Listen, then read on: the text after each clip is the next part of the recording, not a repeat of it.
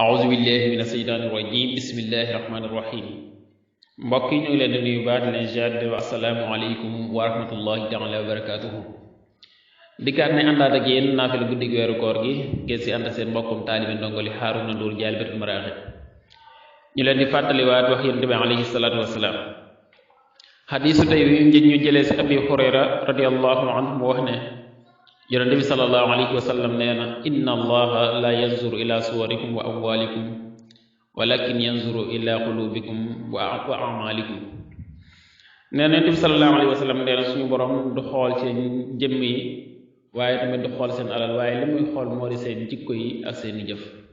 kon liy dimbali jaam bu ëllëgee mooy jikko ju rafet comme niñ ko waxee woon si hadis bi jàll ak jëf ju baax bu ëllëgee moom mooy dimbalee jaam incha allah.